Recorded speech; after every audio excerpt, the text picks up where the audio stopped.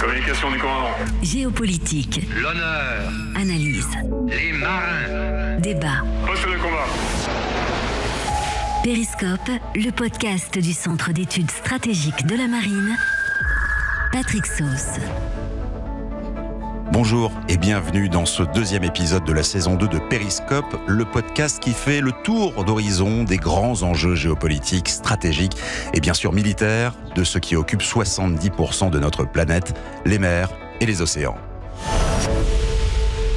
C'est le thème principal de la seconde conférence navale de Paris au début de l'année, l'évolution du groupe aéronaval. C'est un instrument de puissance depuis la fin de la Seconde Guerre mondiale et le GAN a dû s'adapter au fil des décennies à des champs et des milieux de plus en plus complexes. Mais il faut bien le dire, la période qui s'annonce est sans doute celle qui comporte le plus de défis avec l'hypothèse de plus en plus crédible du retour du combat naval de haute intensité. J'en parle avec mes trois invités. D'abord le vice-amiral d'escadre Olivier Lebas. Bonjour. Amiral, Bonjour. Vous êtes conseiller aujourd'hui, conseiller défense d'Airbus, mais vous étiez ancien préfet maritime atlantique, Pacha du Charles de Gaulle de 2011 à 2013 et, c'est ce qui va aussi nous intéresser, commandant du groupe aéronaval de 2016 à 2019. Alessio Patalano, bonjour. Bonjour. Vous êtes professeur de stratégie navale au King's College de Londres, co-directeur du Centre d'études stratégiques dans cette même université. Puis nous sommes en ligne avec le capitaine de vaisseau Yannick Bossu. Bonjour commandant. Bonjour monsieur. Vous êtes commandant adjoint de la force aéromaritime de réaction rapide, ou ce qu'on appelle dans un bel acronyme FR Strike Force. Vous nous appelez de Toulon, et puis justement, puisque vous êtes au cœur du réacteur, si je puis dire, est-ce que vous pourriez commencer par nous donner finalement la définition d'un groupe aéronaval en 2024 ? Alors la définition passerait peut-être par sa composition, mais un groupe aéronaval, c'est le conglomérat, c'est l'intégration, c'est l'adjonction d'un certain nombre d'outils destinés à agir en mer dans un contexte géopolitique évolutif et qui est capable de s'adapter à ce contexte géopolitique. Donc c'est bien évidemment le porte-avions, en France le Charles de Gaulle, et qui est entouré d'effecteurs. Ce n'est pas un très joli terme, mais c'est probablement plus proche de la réalité que le terme d'escorte qu'on utilise d'habitude.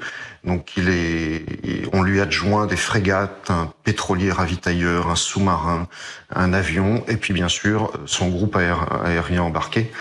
Le tout commandé par un état-major et par un amiral, mon chef, donc actuellement le chef de FR Strike Force. Vous avez donné beaucoup de mots-clés, et justement on décortiquera dans une deuxième partie le groupe aéronaval. Mais d'abord Alessio Patalano, est-ce que vous pourriez me donner la liste assez courte finalement des pays qui disposent d'un vrai groupe aéronaval ? Et oui, tout à fait, parce que justement, comme le commandant vient de le définir, un groupe aéronaval, c'est un centre neuralgique de l'action de l'État en mer et aussi un point de convergence de nombreuses technologies. Donc, il n'y a pas énormément de pays dans le monde qui peuvent se permettre d'avoir les connaissances techniques, la capacité industrielle et l'expérience professionnelle pour mener un groupe aéronaval. Et aujourd'hui, on a à peu près 11 pays. Qui possèdent des porte-avions. On a à peu près 25-26 porte-avions dans le monde, dont 11 aux États-Unis. J'ai une question déjà de Béotien. Ouais. Avoir un porte-avions, c'est avoir un groupe aéronaval ? Avoir un porte-avions, c'est pas forcément avoir un groupe aéronaval. C'est une très bonne question, en fait. J'allais toucher sur ça, parce que justement, on peut avoir un porte-avions, comme par exemple, il y a des pays comme la Thaïlande, ils ont un porte-avions, mais c'est un porte-avions avec des hélicoptères, dont la mission, le créneau, la palette de missions, c'est plutôt limité. Et après, tu as des pays comme la France, comme l'Angleterre, comme les États-Unis, qui ont des groupes aéronavals, c'est-à-dire le porte-avions et tout ce qui va avec, c'est-à-dire des sous-marins, c'est-à-dire des autres navires de soutien de support, pour construire justement une palette de missions, un créneau de missions plutôt élargi, plutôt étendu, qui couvre de l'assistance au niveau de désastre à garder les voies de communication maritime ouvertes, à la projection de puissance, et aussi notamment, car c'est une expression une capacité d'un État de mettre ensemble, en fait, son élément de structure sociale, si vous voulez, aussi bien que de connaissances techniques et technologiques et de professionnalisme militaire. C'est une projection de l'État lui-même. et de sa souveraineté. Donc, à travers l'action en mer, on projette la capacité de l'État, et notamment à travers le gain, toutes les fonctions de l'État, ce qui donne énormément de souplesse, au-delà des marges, des bords d'une nation. Amiral Lebas, qu'est-ce qui a fait qu'en France, on est passé c'était la fin de la Seconde Guerre mondiale, on avait, je crois, 4 ou 5 porte-avions sans constitution d'un groupe aéronaval, à justement la volonté justement de projeter l'État et toutes les composantes quasiment de l'État en mer, au-delà d'un simple porte-avions? Ce sont les opérations qui ont guidé toutes ces décisions, des opérations qui étaient essentiellement ce que nous appelions à l'époque des opérations de projection de puissance. Par exemple, pour rétablir la paix au Kosovo, pour agir contre les terroristes en Afghanistan juste après les attentats du 11 novembre. Donc l'outil était vraiment utilisé pour la projection de puissance. Et donc on parlait moins de groupe aéronaval à l'époque parce que c'était plutôt vu comme une base flottante que l'on déployait pour pouvoir disposer d'une force de frappe vers l'intérieur des terres. Aujourd'hui, on parle de plus en plus de groupe aéronaval parce qu'on voit que ce porte-avions est un élément important d'un groupe qui va servir non seulement à mener des missions de projection de puissance, comme tout récemment encore des missions contre Daesh en Irak et en Syrie, mais aussi maîtriser l'espace aéromaritime. Et comme vous l'avez souligné dans votre introduction, cet espace aéromaritime, il est de plus en plus contesté. Ce qui fait que cette fonction de groupe aéronaval pour maîtriser un espace aéromaritime est en train d'évoluer, est en train de se renforcer, devient de plus en plus robuste, et on y ajoute des éléments. Et comme l'a dit le commandant tout à l'heure, eh bien, on va choisir les éléments qui vont constituer le groupe aéronaval en fonction de la mission. Et ces éléments, d'ailleurs, on ne va pas les choisir uniquement dans notre nation, la France ou britannique. C'est de plus en plus souvent, étant donné la complexité de ces opérations, on va constituer des groupes aéronavals internationaux, en rassemblant des différentes nations autour de cette même mission et autour d'un ou plusieurs porte-avions. Justement, commandant Bossu, vous aviez utilisé, quand je parlais de mots-clés tout à l'heure, les mots intégration et adjonction. Est-ce que vous pourriez expliquer la différence entre un groupe aéronaval avant qui partait avec un aspect informationnel qui était extrêmement fort? Effectivement, moi j'ai le souvenir de quelques jours après les attentats du Bataclan, où à l'époque le président Hollande décide de faire partir le groupe aéronaval vers la Méditerranée orientale. Il y avait un aspect informationnel très fort, notamment auprès du public. Mais aujourd'hui, le groupe aéronaval, soit il l'accueille, soit il s'intègre avec d'autres. Oui, exactement. Alors, vous parliez au passé de cet aspect informationnel ou politique. Il perdurera à coup sûr. Cette dimension politique du groupe aéronaval avec son capital ship, son bâtiment principal et le plus médiatique, celui que les gens comprennent le plus, le porte-avions au milieu, demeurera à coup sûr, et il demeurera un outil pour le président, pour manifester une volonté, pour manifester un intérêt pour une zone et pour réagir immédiatement de façon visible. En effet, l'amiral Lebas vient de le dire et vous l'avez repris, on intègre ou on s'intègre. Je pense que le groupe aéronaval lui-même intègre d'abord les éléments de la marine, ces bateaux, donc des entités françaises, intègre des moyens alliés pour augmenter sa capacité, mais aussi pour manifester, et on est toujours dans non pas cette ambivalence, mais les deux aspects simultanément de la tactique militaire et de la volonté politique, pour manifester notre association avec d'autres pays, avec des alliés et des partenaires, d'agir ensemble dans un objectif commun. Ce qui nécessite, c'est là aussi un autre mot-clé qu'on retrouve dans toutes les armées, une interopérabilité vraiment à la dentelle près, parce que là on parle d'outils de souveraineté énormes. Il y a certaines marines, et pas toutes, et la France en fait partie, qui ont l'outil nucléaire sur leur porte-avions, ou en tout cas dans le groupe aéronaval. Comment ça a pu se faire, Alessio Patalano, justement, cette intégration, au-delà de la nécessité, il fallait le faire de façon extrêmement concrète? Tout à fait. Donc, il y a 3 niveaux d'analyse ici qu'il faut approcher. D'abord, il y a l'élément stratégique. On parle de plus en plus d'intégration de groupes porte-avions de différents pays, parce que c'est à l'image d'une tendance générale au niveau international, d'une tendance surtout dans le monde occidental, mais y compris avec pays comme le Japon, la Corée du Sud, à se porter vers l'action multilatérale. La formation de coalition, de travailler en fait en groupe. On l'a vu depuis les activités du G7, on l'a vu avec toutes les activités des minilatéraux, des groupements à 3-4, on l'a vu dans le contexte de l'OTAN. Donc cette idée que vis-à-vis d'une crise internationale qui va toucher plusieurs de pays et de sociétés, il faut travailler ensemble. Ça se porte naturellement vers les marines qui se trouvent déjà à bosser dans un environnement commun. Le premier ennemi d'une marine, c'est la mer, c'est les conditions en mer, tout d'abord. Et donc ça porte naturellement à une convergence. Et puis dans les pays où il y a justement un groupe aéronaval, il y a des éléments de base de compréhension parce qu'un groupe aéronaval, comme l'amiral mettait en évidence tout à l'heure, c'est un processus de développement doctrinaire, de développement de l'outil, de la structure, de sa complexité et d'une compréhension de sa complexité et de ses missions. Donc il y a très peu de pays qui ont ce type de connaissances. Celle-là, c'est la base pour se mettre en convergence et commencer à réfléchir comment on peut développer ça dans une interopérabilité, c'est-à-dire mener des bateaux de différents pays qui vont se remettre ensemble, bosser ensemble, pas seulement comme un ensemble de bateaux, mais aussi comme un système. Parce que différents types de bateaux, ils vont avoir différents types de fonctions principales dans un contexte d'un groupe aéronaval. En anglais, on parle aussi aujourd'hui de interchangeability. Je ne sais pas si en français on peut dire interchangeabilité. On vous a compris. mais justement, c'est parce que interoperability ou interopérabilité, en anglais sans doute, c'est la capacité de 2 marines de 2 nations différentes de travailler, de poursuivre une mission ensemble.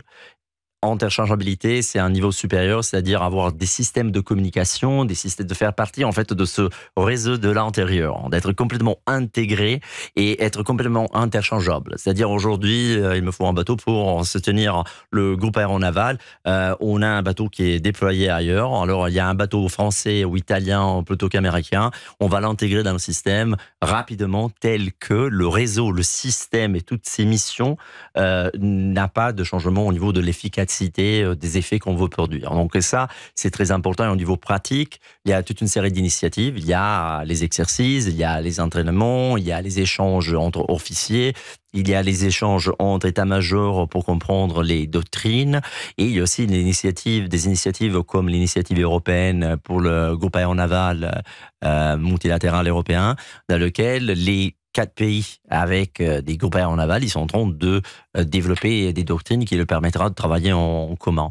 En Angleterre, on a eu cette première phase d'investigation en 2021 avec le déploiement de CSG Carrier Strike Group en 2021 jusqu'en Indo-Pacifique, dans lequel on a intégré un bateau néerlandais et un bateau américain, et notamment le USS The Sullivans. Il portait la fonction de protection aérienne du groupe porte-avions. Et sous le porte-avions, il y avait aussi des avions américains qui faisaient partie de la composante aérienne du groupe aéronaval. Donc, on parle quand même de niveau d'intégration complexe et dans lesquels il faut dire aussi que pays qui sont proches, pays dans lesquels on fait confiance, c'est le seul type de partenaire avec lequel on peut pousser l'intégration des groupes aéronavals au maximum. Parce qu'il faut donner accès aux données particuliers de sécurité informationnelle au niveau national plutôt sensible et délicat. Et il n'y a que très peu de partenaires, y compris le fait qu'il y aura toujours des sous-marins aussi qui font partie des porte-avions. Et les on va y venir dans la deuxième partie très vite sur la composition. Mais on voit, amiral, la difficulté et la flexibilité qu'il faut avoir pour être justement au commandement de ces groupes aéronavals avec On le sait depuis très longtemps, les marines entre elles font des exercices ensemble, mais à ce niveau de finesse, mais aussi de taille et de projection, avec un milieu qui est quand même difficile et vaste par nature, c'est la mer. Oui, alors c'est la mer, et c'est aussi un travail commun des décennies, et notamment au travers de l'OTAN. L'OTAN qui est un formidable vecteur d'intégration, d'interopérabilité. Et donc moi, je distingue bien différents types de niveaux d'approfondissement dans l'interopérabilité. Il y a avec nos pays partenaires de l'OTAN, mais à l'intérieur de ces pays, il y a ceux qui ont des porte-avions. Alors je vais vous donner un exemple. Avec nos partenaires américains, par exemple, eh bien, il y a une vraie interchangeabilité possible. Et la preuve en est, c'est qu'en 2015, les Américains nous ont proposé de prendre le commandement de la TF-50, qui est un commandement américain, avec le porte-avions français dans le golfe arabo-persique. Ensuite, il y a l'intégration des éléments de l'OTAN, des frégates de l'OTAN. Un exemple qui m'a vraiment marqué, c'est en 2015, lorsque le président Hollande a décidé d'envoyer le porte-avions rapidement après les attentats pour frapper Daesh. Eh bien, les Allemands ont voulu participer à ce geste. Et en 2 jours, même pas en une journée, on a intégré la frégate allemande qui était à se déployer à ce moment-là en Méditerranée, qui a rejoint le groupe pour montrer la volonté de l'Allemagne d'être partenaire des Français pour aller frapper Daesh. Donc là, il y a là aussi, comme vous disiez, un symbole d'une volonté politique pour une mission. Mais ce symbole, il n'a de sens que si l'outil est très efficace, s'il est performant. On ne peut pas dissocier le symbole de son efficacité opérationnelle. Cette efficacité opérationnelle, on peut en débattre pendant longtemps, mais elle dépend notamment, comme vous l'avez souligné, de notre faculté à intégrer les partenaires très rapidement pour constituer un groupe aéronaval puissant, parfaitement coordonné, où toutes les forces de frappe des différentes unités non seulement s'additionnent, mais elles se démultiplient. Autre exemple, où là où nous avons un niveau d'intégration qui est plus relatif, c'est avec les flottes qui viennent du Pacifique. Parce qu'elles ne sont pas membres de l'OTAN, elles n'appliquent pas exactement les mêmes normes d'interopérabilité. Et donc, nous nous entraînons aussi avec ces forces. Et je me souviens de la mission de 2019 du groupe aéronaval que nous avions envoyé en périphérie de la mer de Chine pour travailler avec nos partenaires japonais. Donc, le groupe aéronaval japonais nous a rejoints, américain, une frégate américaine, et australien, une frégate et un sous-marin australien nous avaient rejoints. Et pendant une semaine, on s'est entraîné dans cette région et on a approfondi notre capacité à s'intégrer. Voilà, donc, c'est bien le fruit d'un travail. Après, il y a effectivement l'agilité, il y a le bon sens, il y a la volonté de parvenir et donc des compromis à faire pour pouvoir justement intégrer aussi facilement, aussi rapidement toutes ces unités. L'agilité à l'intérieur du groupe aéronaval et au-delà, l'aspect diplomatique, l'aspect informationnel, l'aspect militaire, avant de décortiquer justement ce qu'il y a dans un groupe aéronaval, dans le groupe aéronaval français. Peut-être un petit marqueur, c'est la prise de parole qui était très importante du chef d'état-major des armées, le général Burkhardt, en janvier dernier, lors de la conférence navale de Paris. Ces mots qui sont revenus quasiment depuis le début de son mandat sur gagner la guerre avant la guerre, elles ont eu une résonance évidemment au niveau naval. Je pense qu'aujourd'hui, c'est probablement une faute de vouloir se construire comme cherchant à acquérir une supériorité permanente qu'on conserverait durant la totalité. Et que déjà, c'est probablement un peu contraire à un des principes de la guerre qui est l'économie des forces. C'est Foch qui l'a dit, il faut quand même que je cite un général de l'armée de terre. Mais je pense que l'économie des forces, ça s'applique à tout le monde. Et que je pense qu'aujourd'hui, vouloir chercher à conserver une supériorité permanente dans un espace ou dans l'ensemble des espaces est probablement quelque chose qui est hors de portée. Et ne construisons pas des systèmes pour ça, parce qu'en fait, on n'y arrivera pas. Et donc, il faut accepter d'avoir pas une supériorité permanente, parce qu'en face, il va vouloir faire la même chose, mais en revanche, avoir une manœuvre qui est conçue sur capacité à un moment donné, sur une durée donnée, dans un espace donné, oui, avoir une supériorité, imposer sa supériorité, imposer sa volonté et probablement être capable de finalement relâcher un peu la pression, disposer d'un socle minimal, alors que l'autre va chercher, lui, à maintenant nous mettre la pression. Dans la conduite des opérations, c'est pas exactement la même chose, mais dans les systèmes qu'on doit construire, dans les armées qu'on doit construire, dans la stratégie qu'on emploie, c'est probablement quelque chose qui est un peu différent aussi. Et que le groupe aéronaval, avec sa bulle, est bien quelque chose qui peut imposer sa supériorité dans un espace donné, à un endroit donné. Donc ça correspond assez bien à ça. Foch, évidemment, maréchal, mais si ma mémoire est bonne, je crois que c'est un porte-avions aussi, donc ça va, il s'en sort bien, le chef d'état-major des armées qui, un peu avant cette prise de parole, parlait aussi du changement quasiment complet pour les marines qui, jusqu'ici, partaient dans un relatif, mais j'ai bien très relatif, confort opérationnel, avec une maîtrise des mers assez rapide finalement, et tout ça est en train de changer. Commandant Bossu, justement, cette agilité qu'il faut avoir avec l'idée, comme le disait le chef d'état-major des armées, que il ne faut pas forcément se préparer à avoir cette suprématie tout le temps, ce serait une faute, mais bien de s'adapter à chaque milieu et chaque champ. Ça donne quoi de façon très concrète dans la constitution du groupe aéronaval français ? Eh bien, c'est pouvoir agir dans tous ces champs et face à un adversaire, face à un compétiteur ou face à plusieurs compétiteurs. Donc cette polyvalence du groupe aéronaval, elle est permanente et on l'obtient en intégrant différents outils. Alors je crois que vous vouliez parler de la composition du groupe. Il y a évidemment le porte-avions et son groupe aérien embarqué qui sont bien connus, qui sont l'instrument de la puissance que l'on va porter, ou bien, comme on l'a fait pendant 30 ans, plutôt vers de l'appui à des opérations terrestres, ou bien pour obtenir, maintenir un accès dans une zone et la maîtrise de l'espace aéromaritime, voire détruire un adversaire. On a parlé de haute intensité, à un moment il faudra détruire un adversaire. Autour du porte-avions, on va ajouter des frégates qui elles-mêmes peuvent remplir toutes sortes de missions. Escorter le porte-avions, le protéger, mais également agir contre un adversaire, connaître au loin la situation, porter des armes, étendre le rayon d'action du groupe aéronaval sur plusieurs centaines de nautiques.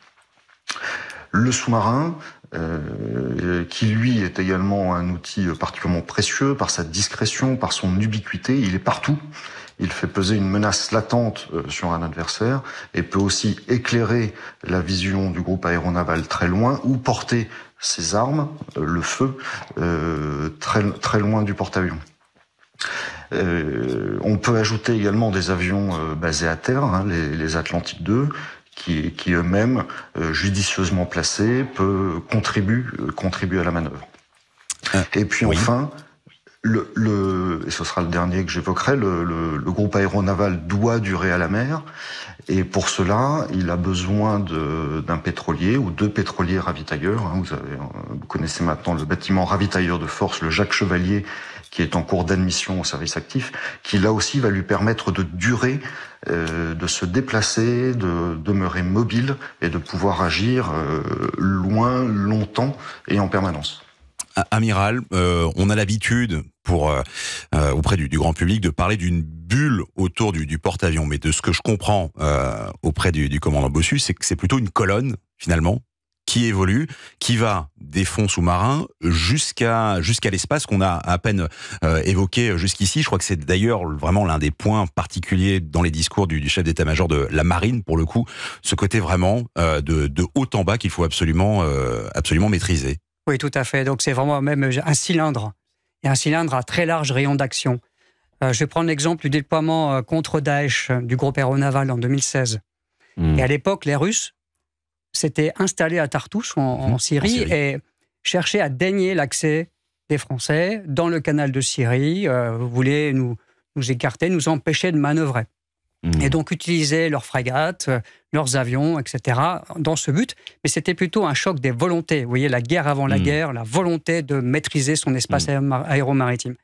Et pour moi, il n'était pas question d'être écarté, parce que pour accomplir ma mission principale, qui était frapper Daesh, j'avais besoin d'occuper cet espace aéromaritime. Exactement. Ouais. Et donc, vous commandiez le groupe aéronaval. Je commandais à l'époque le groupe aéronaval, et donc on a utilisé tous les moyens du groupe aéronaval pour signifier aux Russes que nous allions, et nous étions légitimes, le droit international nous le permettait, nous allions occuper cet espace pour accomplir notre mission principale, et en utilisant à la fois les frégates, les hélicoptères, les avions du groupe aéronaval, le sous-marin, tout cet élément bien coordonné et de je dirais, de la Turquie jusqu'à l'Égypte et jusqu'à 500 nautiques derrière, au large de Chypre. Hein. Donc, c'est vraiment un espace très, très grand. Quasiment tout l'Est méditerranéen était contrôlé par cette force, où nous savions tout ce qui s'y passait, nous surveillions tout. Et puis, donc, c'était cette volonté française du groupe aéronaval de dire, voilà, je me déploie dans cette zone pour ma mission principale. Et donc l'agilité aussi très importante, parce que comme l'a dit le général Burkhardt, on ne peut pas avoir une permanence du contrôle. Voilà. Donc surtout dans le monde actuel, où il est de plus en plus difficile d'être incognito, se promener sur les mers de manière complètement incognito. On est surveillé par des satellites, par des avions, etc. Donc l'agilité, être capable de créer la surprise, c'est un élément déterminant pour une manœuvre militaire d'un groupe aéronaval. D'ailleurs, comme à terre, on le voit sur le champ de bataille aujourd'hui ukrainien, qui est complètement transparent pour tous les acteurs. Donc, cette capacité à manœuvrer, elle est déterminante. Et c'est ce que nous faisions d'ailleurs. J'avais demandé à mon état-major de tous les jours créer une manœuvre qui puisse surprendre tous les acteurs autour de nous. Qu'à aucun moment, sans rentrer dans les détails, mais avec autant de bateaux, vous êtes visible. Le champ maritime est quand même de plus en plus transparent. C'était aussi le motif d'inquiétude, ou vraiment l'avertissement du général Burkhardt. Comment surprendre tous les jours avec un groupe aéronaval, sans rentrer dans les détails stratégiques évidemment. C'est-à-dire que même quand on voit les choses, pour pouvoir agir avec intelligence, il faut pouvoir anticiper la manœuvre de l'autre, de manière à mettre vos bateaux. Un bateau, ça se déploie jamais qu'à 50 km/h. Donc, il faut anticiper. Et si vous surprenez vos adversaires, si à chaque jour, vous avez une manœuvre qui est différente de la veille, ou quand vous n'avez pas d'habitude, quand il est impossible d'identifier vos routines, eh bien, l'adversaire ne peut pas anticiper ce que vous faites. Et à ce moment-là, vous avez l'ascendant, parce que c'est vous qui avez l'initiative. Et vous l'embarrassez. Et puis, il ne faut pas oublier que quand on raisonne de cette manière-là, on raisonne en capacité défensive. Mais nous avons aussi une capacité offensive extrêmement puissante, notamment grâce au groupe aéronaval, les avions, qui sont porteurs de missiles anti-surface, grâce à nos hélicoptères, grâce aux frégates, leurs missiles, etc. Donc, l'adversaire doit aussi tenir compte des capacités offensives que nous portons dans notre groupe. C'est ce que disait commandant Bossu, l'amiral Mallard, qui commande actuellement le groupe aéronaval, qui disait cette phrase très courte et en même temps très forte: là où il n'y a pas d'accès, il y a le groupe aéronaval. Ça veut dire quoi ? Ça veut dire que le groupe aéronaval, comme vient de le dire l'amiral, au-delà de sa capacité défensive, dispose d'une capacité offensive et est capable de rétablir ses accès. Ces accès, on ne les construit pas dans l'instant, on les construit par une manœuvre diplomatique, par une manœuvre politique en amont pour faciliter ces accès, mais ça ne suffit pas forcément. Et face à un compétiteur, lorsqu'il faudra aller maîtriser un espace aéromaritime, il faudra à nouveau gagner cet accès contre les moyens de ce compétiteur. Donc, c'est une manœuvre de longue durée, diplomatique, politique, technologique aussi, pour avoir ces capacités offensives, et ce sera ensuite par la manœuvre que le groupe aéronaval pourra rétablir et maintenir ses accès dans la durée. Au-delà de ça, Alessio Patalano, il y a évidemment l'adaptation des matériels, mais des hommes et des femmes aussi dans ces marines occidentales qui jusqu'ici étaient encore une fois habituées à non pas étaler leur puissance, mais avoir, je reprends vraiment les mots du général Burkhardt, un relatif confort opérationnel qui est terminé aujourd'hui. Et encore une fois, lorsqu'on fait partie du grand public, avoir cette agilité et cet esprit de surprise, ça reste quand même un défi pour un ensemble d'unités. Et en plus, je fais le geste en m'étalant, mais je devrais m'étaler aussi en haut et en bas. C'est un sacré défi. Tout à fait, mais en même temps, je pense ce que le commandant de l'amiral vient aussi de mettre en évidence, ça nous donne une idée d'une différence fondamentale entre la maîtrise de la mer et le contrôle de la mer. La maîtrise de la mer, c'est l'expertise du marin, c'est la connaissance de l'environnement. Et le commandant, l'amiral, ils ont bien mis en évidence qu'un élément de professionnalisme très important dans les marines modernes, les marines qui sont vraiment à l'avance dans leur métier, c'est de comprendre comment prendre davantage la maîtrise de la mer. Or, le contrôle de la mer, c'est l'élément contesté parce que le contrôle de la mer, on l'a s'il n'y a pas d'opposition.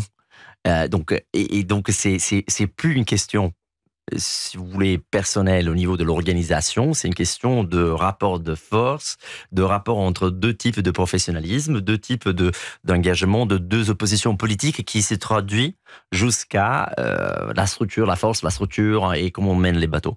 Pourquoi c'est important de tirer cette distinction? C'est important parce que c'est là où on voit cette idée de la capacité d'adaptation, la souplesse au niveau tactique et opérationnel.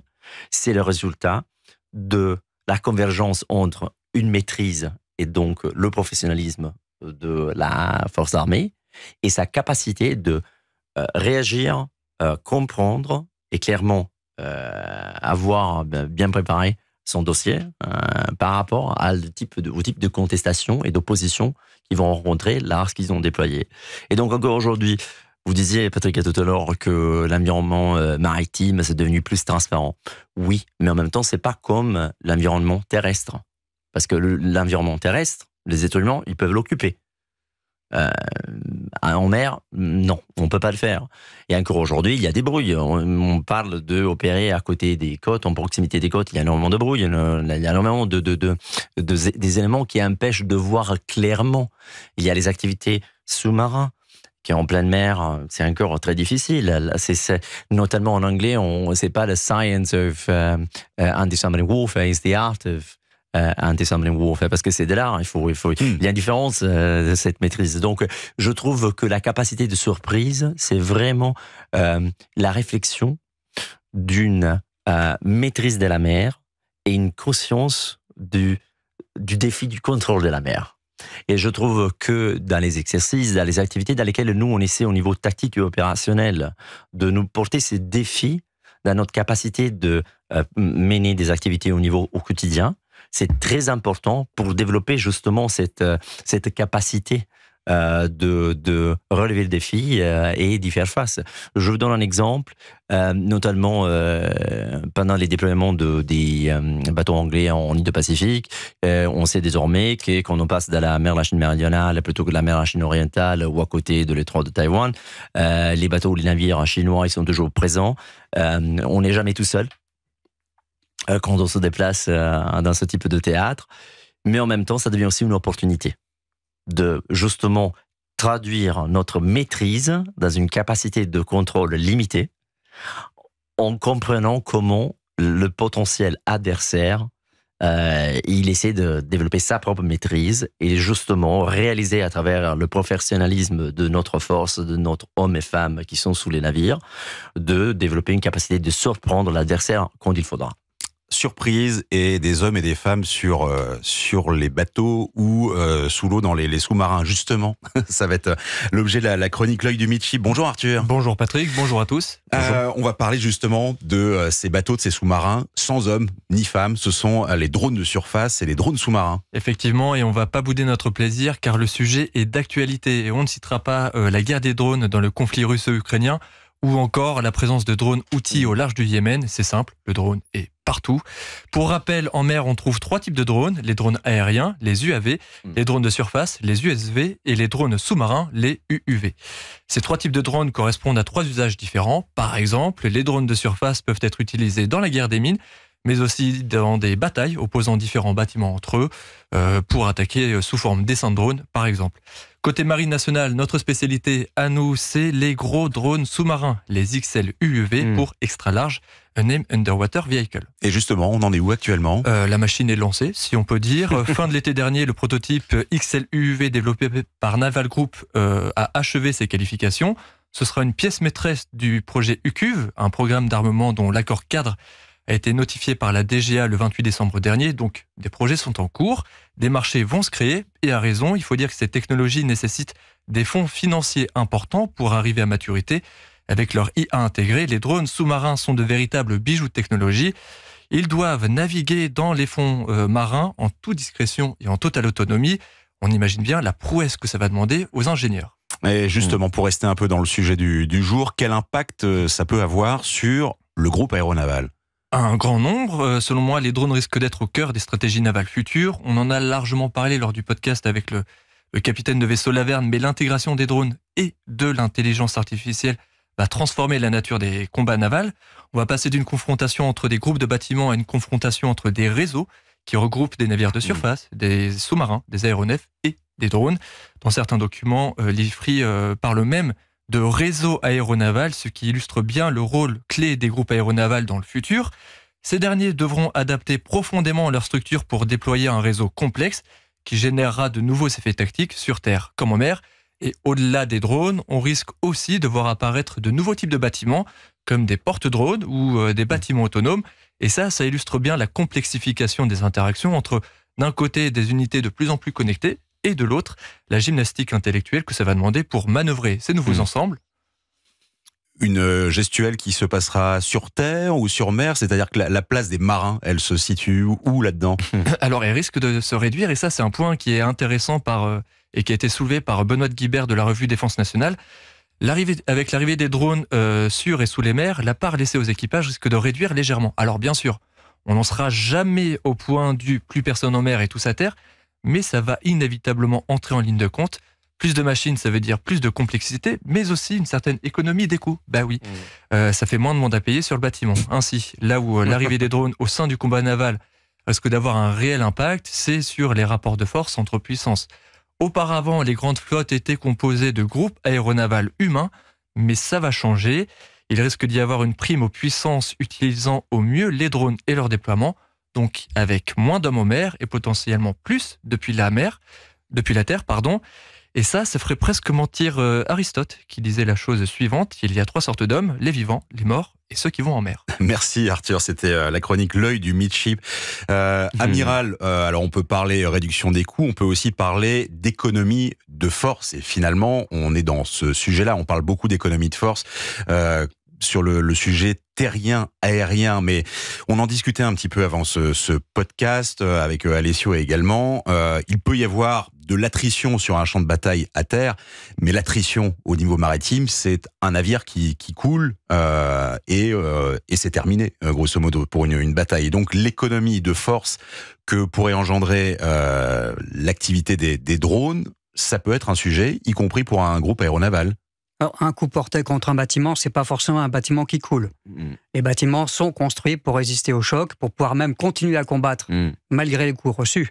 Donc voilà. Mais il est vrai qu'il y a une forme de grande brutalité dans le combat naval, où les choses peuvent brutalement changer avec une force aéronavale ou un bâtiment, un sous-marin, voilà, qui est confronté à une grande violence de manière très rapide. Néanmoins, quand on travaille en réseau, lorsqu'on utilise des drones, lorsqu'on travaille coordonné avec des satellites, avec des équipements d'écoute, quand on travaille dans le champ de la cyber, quand on manœuvre aussi dans le champ des perceptions, et on voit qu'il y a quand même moyen de maîtriser cette violence et d'éviter d'aller aussi brutalement vers le combat final, entre guillemets. En fait, beaucoup de choses vont se passer avant. Et c'est dans ce champ-là qu'il faut être extrêmement efficace, extrêmement actif. La marine y travaille beaucoup. Elle a adapté son concept, ses concepts, ses doctrines pour pouvoir justement opérer, faire la guerre avant la guerre, comme pour reprendre les mots très connus de général Burka. Donc faire la guerre avant la guerre, c'est coordonner tous ces éléments. La gagner, de préférence. Oui, c'est-à-dire la gagner, c'est-à-dire éviter qu'elle arrive. En montrant, en déployant une force suffisamment crédible, agile, percutante, pour que l'adversaire ne soit jamais tenté d'aller au-delà. Et c'est bien tout c'est bien tout le but de ces manœuvres navales. Donc il faut occuper l'espace, le contrôler, créer des dilemmes stratégiques pour l'adversaire, de manière à ce qu'il ne se sente jamais propriétaire de l'espace maritime. Et pour nous, continuer à offrir cette liberté des mers qui est absolument indispensable pour notre économie. Commandant Bossu, le grand public voit dans la dimension des drones quelque chose d'extrêmement défensif, c'est-à-dire comment une grande machine comme un groupe aéronaval pourrait se défendre face à des drones, comme il avait pu se défendre il y a des années face à des petites vedettes iraniennes, par exemple. On n'en est pas là parce qu'il n'y a pas seulement les drones, en tout cas ennemis, il y a aussi le fait d'avoir une agilité offensive, encore une fois, peut-être sans rentrer dans, ou en tout cas en restant dans l'ambiguïté stratégique. Comment vous vous préparez? Parce que Arthur parlait beaucoup au futur, mais je crois qu'on y est déjà. Oui, il y a déjà des drones. La France utilise des drones dans ses actions et le groupe aéronaval coopère avec les drones. L'armée de l'air utilise des drones avec lesquels on commence à opérer. La guerre des mines, qui est une dimension qu'on a oubliée, mais on parlait des accès tout à l'heure. Eh bien, parfois, pour pouvoir consolider ces accès, il faut s'assurer qu'il n'y a pas de mines. Et notre système de guerre des mines en cours de constitution des armées est fondé également sur des drones. Pas sûrement sur des robots téléopérés tels qu'on les utilisait ces dernières années, mais bien sur des drones avec une certaine autonomie et qui pourront augmenter la capacité de recherche, de destruction de mines et donc de sécurisation de nos bâtiments. Donc oui, on s'y prépare déjà dans les matériels, Arthur en a parlé tout à l'heure, mais également dans les doctrines, dans les réflexions, et pas seulement pour se protéger contre cette menace, mais bien sûr pour les utiliser, pour agir, pour opérer et pour gagner la guerre avant ou pendant.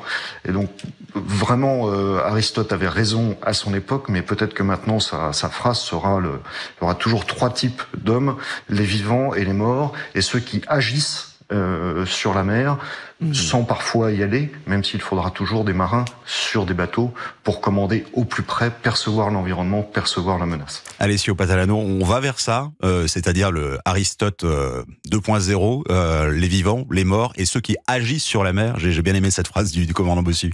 Moi aussi, j'adore. En fait, je vais l'appliquer. Je vais faire un plagiarisme là tout de suite. Oui, mais en même temps, je pense que c'est très important de continuer à se rendre compte du fait que moi, je veux revenir en des points de départ de cette conversation. C'est-à-dire que le groupe aéronaval, c'est un déplacement de l'État en mer.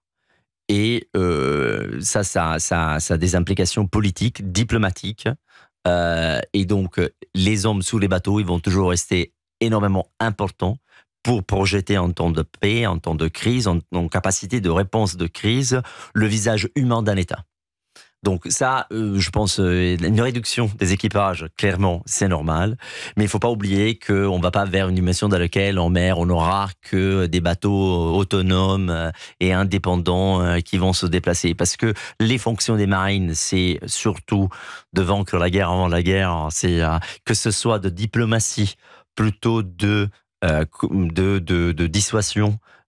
C'est un créneau plutôt élargi, mais dans ce contexte, l'élément humain, car c'est le point de contact entre différentes sociétés, ça ne va pas changer. Donc je pense que cette idée des hommes qui sont capables d'agir en mer, sans y être fortement, oui, très important, mais il ne faut pas oublier que l'être humain, l'homme, la femme, ils vont rester au centre des marines pour justement viser à cette fonction diplomatique qui demande une lecture des relations internationales, à la une, à la minute et sur place. Ça, on ne peut pas le changer.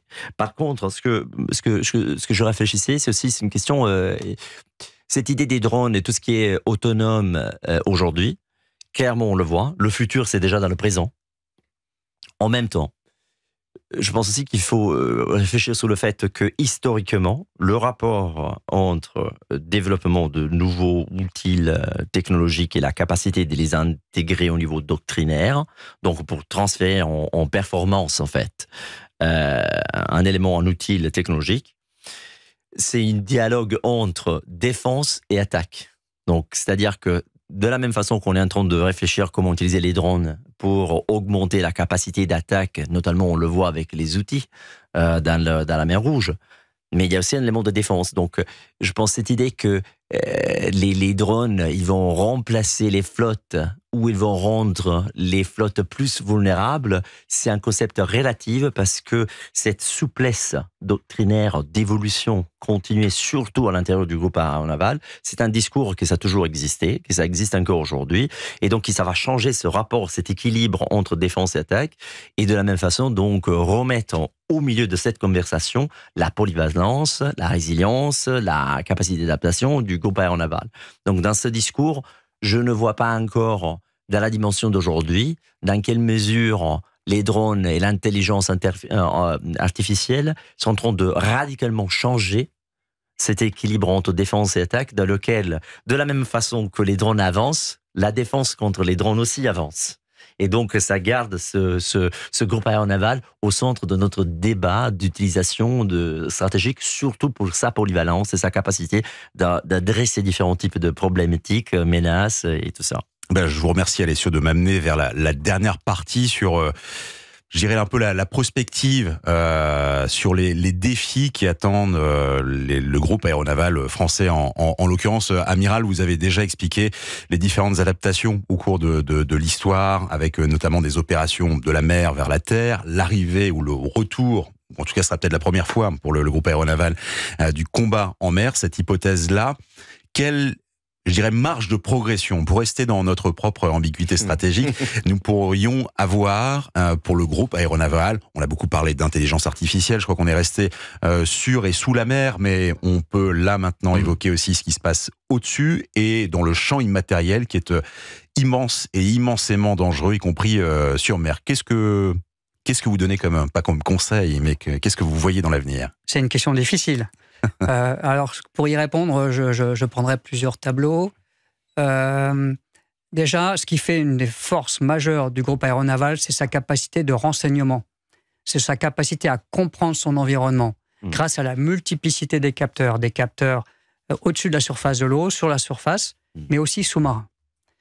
Et donc, étant donné la profusion attendue, probable de drones, de surveillance, possiblement d'attaques, eh bien, il faudra augmenter notre capacité à détecter des petits objets et à trier dans un fatras, une énorme quantité d'informations, une information pertinente.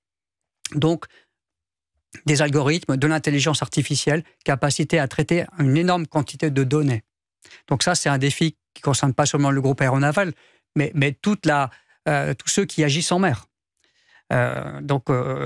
Premier point. Le deuxième point, c'est, étant donné le développement des capacités de frappe, pour se défendre, donc il y a évidemment monté en gamme, mais on voit que c'est tout à fait possible. Il y a des drones qui étaient présentés il y a 2 ans comme étant des ruptures stratégiques, notamment lors du combat en Arménie, et qui aujourd'hui restent au sol en Ukraine parce qu'ils n'ont pas plus d'1 quart d'heure d'espérance de vie au-dessus du territoire ukrainien. Exactement. Ouais. Pourquoi ? Parce que ceux qui ont été confrontés à ces drones ont été surpris il y a 2 ans, et aujourd'hui, ils ont trouvé les parades. Et ce drone n'a plus d'utilité tactique. Ouais. Donc, on voit qu'il y a une grande nécessité d'agilité, de compréhension des nouvelles menaces, et une capacité à la fois conceptuelle et aussi industrielle à répondre, à trouver les parades très, très, très rapidement. Et finalement, commandant Bossu, je comprends que au-delà de la marine, c'est toute la base technologique de défense et la direction générale des armées. Tout le monde doit réfléchir ensemble et en plus vite que les autres et de plus en plus vite. C'est-à-dire que on pouvait mettre avant 6 mois de moins, ça allait. Là, c'est presque dans les semaines. Les exemples, pour le coup, tout ce qui se passe à la fois sur terre et en mer, en Ukraine et en mer Noire, nous montre que ça peut aller très très vite. Oui, alors l'évolution technologique va vite. Cela dit, tous ceux qui y travaillent sont confrontés aux mêmes lenteurs, d'abord de la conception, de la réflexion, de la fabrication, de l'industrialisation de ces capacités. Mais en effet, l'amiral l'a dit, tout cela ne change pas foncièrement la problématique de la guerre, et ça remet bien les marins ou les militaires ou le politique au centre de nos débats. Ça sera bien la confrontation des volontés avec des outils qui finalement sont dans un équilibre toujours instable entre l'attaque et la défense, mais que tout le monde construit à peu près simultanément. Donc ça remet bien quand même, malgré toutes ces évolutions technologiques qui vont être cruciales, l'intelligence artificielle qui va pouvoir traiter de plus en plus d'informations, de plus en plus vite, et en tirer une aide au commandement et à la décision, et donc à l'expression de la volonté des marins, puisque nous parlons du milieu maritime. Donc oui, tout va vite. Il faut produire ces efforts. La France et la marine produisent ces efforts de réflexion, de conception, mais à la fin, tout cela finira par fournir des outils pour que la volonté des hommes s'exprime. Avec, oui, cette rapidité, mais également cette grande menace du cyberespace. Et là, je m'adresse aussi au grand public, commandant. Comment gérer, encore une fois, ces menaces? On voit beaucoup sur le territoire français, et ça touche au-delà du militaire, mais est-ce que c'est vraiment une difficulté accrue en mer, malgré tous vos systèmes du groupe aéronaval? Je ne sais pas si c'est réellement une difficulté, c'est un nouveau champ. Et donc ce n'est pas seulement une menace contre laquelle il faut se prémunir, mais c'est aussi un champ dans lequel nous pouvons et nous devons agir, et dans lequel nous agissons réellement. Si difficulté il y a, c'est plus le fait d'agir à l'échelle tactique, qui est celle du groupe aéronaval, d'agir dans ce champ dans lequel on agit plutôt aujourd'hui à l'échelle stratégique, beaucoup plus large, parce que les outils qu'il faut utiliser en ce moment sont placés au niveau stratégique. Donc si difficulté il y a, c'est bien de définir et de saisir les opportunités dans tous ces champs et tous ces domaines nouveaux, et de les appliquer à l'échelon tactique, c'est-à-dire à bord du bateau et avec nos bateaux. Oui, au final, la décision se fait à bord et en mer. Alessio Patalano, il était question de champ et de domaine. Ça fait partie là encore de ces mots-clés pour un groupe aéronaval. Multi-champ, multi-domaine. C'est pas simplement naviguer sur les flots et se préparer au combat naval de haute intensité. Et d'ailleurs, le combat naval de haute intensité, c'est plus maintenant ouvrir les tribords et s'envoyer des obus. Tout à fait. Alors, pour clôturer un point que le commandant a porté sur la question du cyber et tout ce qui est l'élément informatique et comment ça complique, je pense c'est intéressant peut-être de penser en termes de différence entre défense et résilience. Il faut protéger les systèmes de communication pour être capable de continuer à opérer dans un contexte où les bateaux et les navires sont en réseau. Et donc, que ce soit intelligence artificielle plutôt que système de communication. C'est une question c'est un problème de résilience, pas de défense. C'est différent. Et donc, ayant clôturé cet aspect-là, je pense que on regarde vers le futur. C'est quoi l'avantage d'un groupe aéronaval? Je pense c'est intéressant de revenir pour un grand public, de réfléchir. Le groupe aéronaval, c'est un réseau. C'est un système de systèmes dans lesquels on peut lier différents domaines, on peut lier différents outils de l'État. Et donc, ce qui est intéressant, le grand avantage, je vois, avec les nouvelles technologies et surtout la capacité d'intégrer les systèmes de plus en plus, c'est d'augmenter au niveau stratégique la capacité de travailler au niveau national, aussi bien qu'en partenariat. Parce que une fois qu'on a une interopérabilité entre les systèmes, ça sera plus facile d'être en vitesse, rapidement, capable de travailler ensemble, comme l'amiral mettait en évidence tout à l'heure. Mais aussi pour les pays comme la France, ou l'Angleterre, les États-Unis, l'Italie, qui ont un élément technologique d'avance par rapport à beaucoup d'autres pays, d'avoir un moment de leadership dans ce contexte de partenariat. Donc au niveau politique et stratégique, on a deux options très importantes que je vois. Il y a un point de convergence entre les technologies informatiques et le groupe aéronaval. C'est cet élément de représenter le pays au niveau national, mais aussi dans des coalitions, et avoir un moment de leadership dans ce contexte. Or, au niveau opérationnel, il y a aussi un élément très important que je trouve, c'est l'équilibre entre la déception et l'accès, l'autonomie d'action. Pourquoi? Étant un réseau, c'est pas que les avions du porte-avions font partie de la capacité de frappe d'un groupe aéronaval. C'est l'ensemble de tous les navires qui sont en réseau. On va de plus en plus dans une dimension dans laquelle le groupe aéronaval, c'est une unité, mais aussi un centre de commandement, de dispersion de différents types d'outils qui sont à la disposition du commandeur, aussi bien que les autorités politiques. Et ça donne une complexité aux adversaires. C'est quoi ma cible? C'est le porte-avions, c'est le bateau, c'est le sous-marin. Essayer d'avoir une capacité de comprendre où le groupe aéronaval est situé, quelles sont ses composantes et qu'est-ce qu'ils sont en train de faire, ça va rendre la capacité décisionnelle des ennemis, des adversaires, énormément plus compliquée. Donc cet élément de déception, qui en revanche donne aussi une capacité de possibilité de plusieurs de choix au niveau opérationnel. C'est-à-dire, comme on peut agir en tant qu'unité aussi bien qu'en fonction dispersée, on aura plus de choix.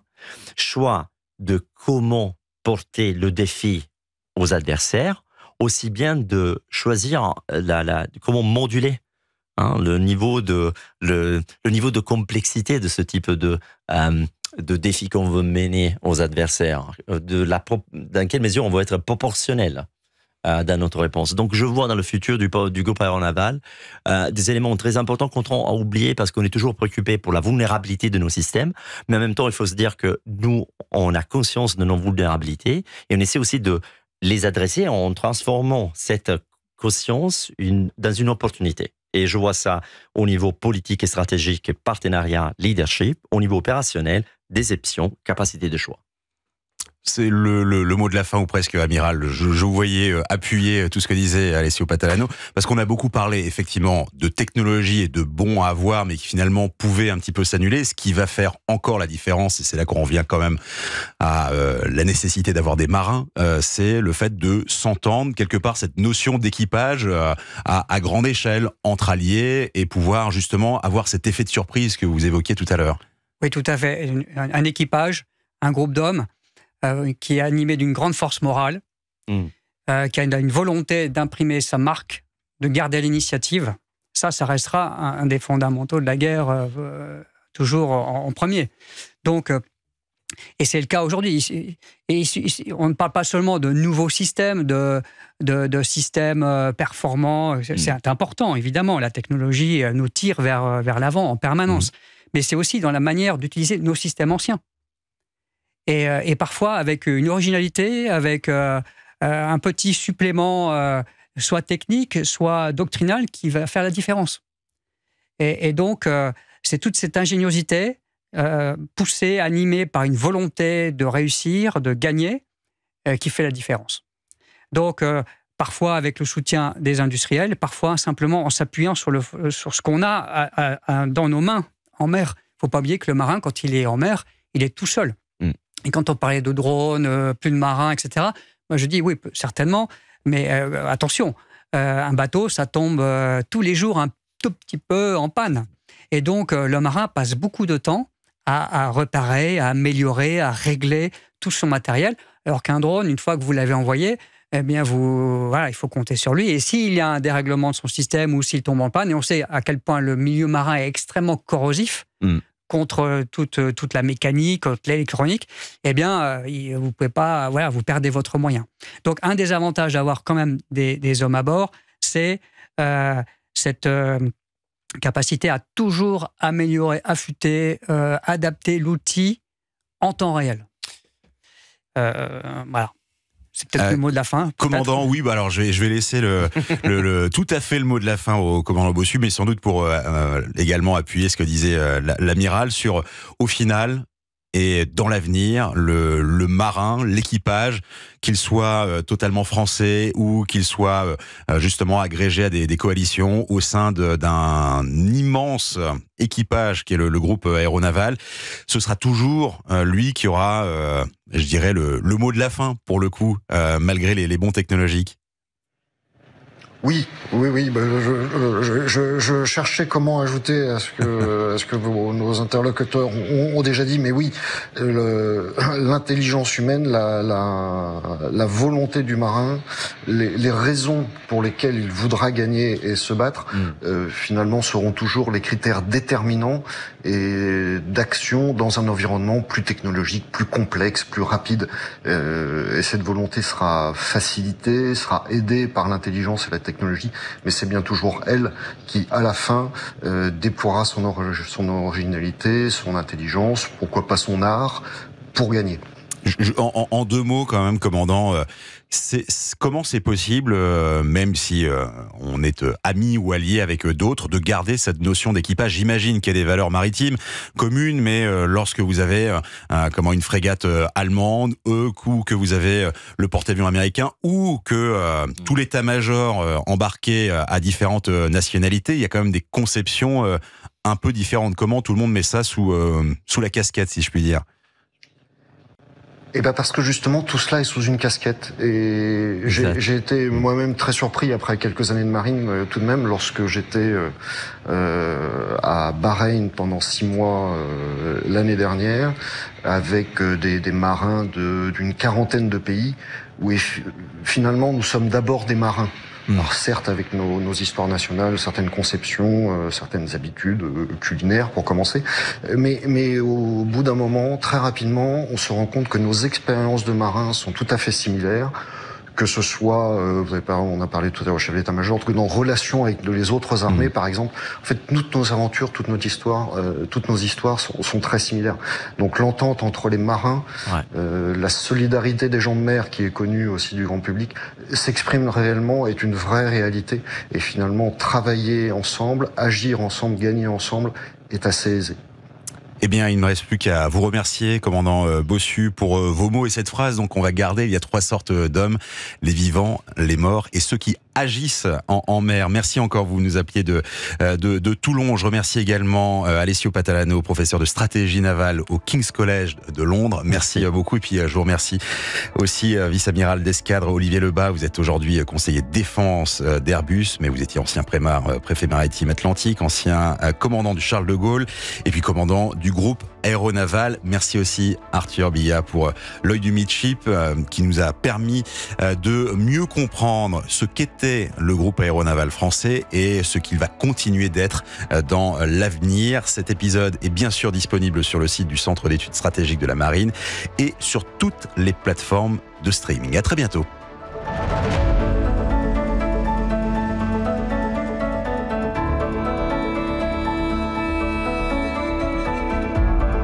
Vous venez d'écouter Périscope, un podcast du Centre d'études stratégiques de la Marine, présenté par Patrick Sauce.